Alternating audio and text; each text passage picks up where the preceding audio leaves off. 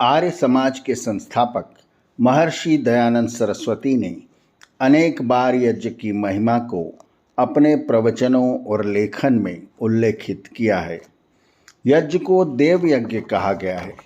आइए पहले समझते हैं कि देव किसे कहते हैं।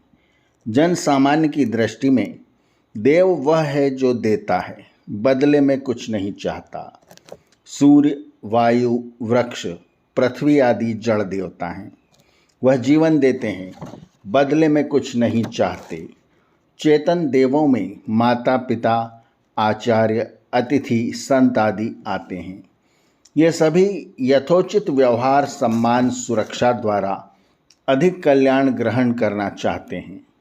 इस प्रकार चेतन देवों की तो हम पूजा करते रहते हैं, सम्मान करते रहते हैं, किंतु जड़ की पूजा कैसे की जाए? क्योंकि यह इसलिए भी जरूरी है कि जड़ देवता वायु, जल, अन्न के बगैर हमारा जीवन चलता नहीं है। सृष्टि निर्माता परमेश्वर ने इन्हें द्युलोक, अंतरिक्ष लोक एवं पृथ्वी लोक के साथ शुद्ध, स्वस्थ एवं पवित्र निर्माण किया, किंतु हमने अपनी आवश्यकताओं के लिए इन्हें दूषित कर दिया। यदि इन्हें स्वस्थ, स्वच्छ, पवित्र न रखा गया तो हमारी आने वाली पीढ़ियां लूली, लंगड़ी, विक्षिप्त आदि रोगों से युक्त होंगी। मंदिरों में आरती करने से ये तीनों लोक, यह पर्यावरण शुद्ध नहीं होगा।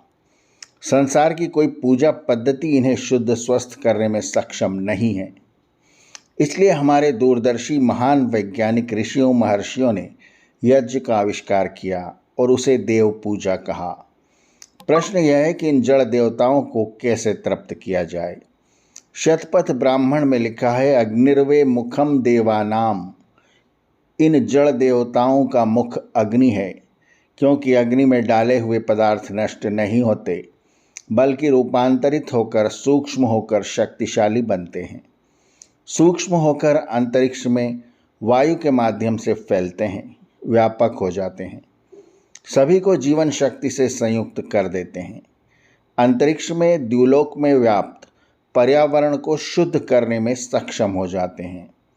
सत्यार्थ प्रकाश के तीसरे समुल्लास में यह विषय भी आया है, जहां प्रश्नोत्तर शैली में स्वामी जी जवाब देते हैं। प्रश्न, होम से क्या उपकार होता है? उत्तर, सभी लोग जानते हैं, दुर्गंध युक्त वायु और जल से रोग, रोग से प्राणियों को दुख, और सुगंधित जल तथा वायु से आरोग्य, और रोग के नष्ट होने से सुख प्राप्त होता है। प्रश्न, क्या होम करने के बिना पाप होता है? उत्तर, हाँ, क्योंकि जिस मनुष्य के शरीर से जितना दुर्गंध उत्पन्न होके वायु और जल को बिगाड़कर रोग उत्पत्ति का कारण होने से प्राणियों को दुख प्राप्त कराता है, उतना ही पाप उस मनुष्य को होता है।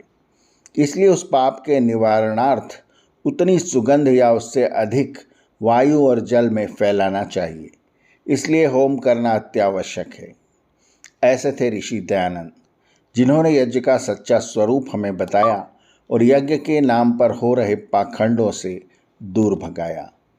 आर्यावर्त की कहानियाँ चैनल को सब्सक्राइब करें और बेल आइकन के बटन को दबाएं, ताकि हम जब नई आर्यावर्त की कहानी आपको सुनाएं तो उसकी सूचना आपको तुरंत मिल जाए। धन्यवाद। नमस्ते।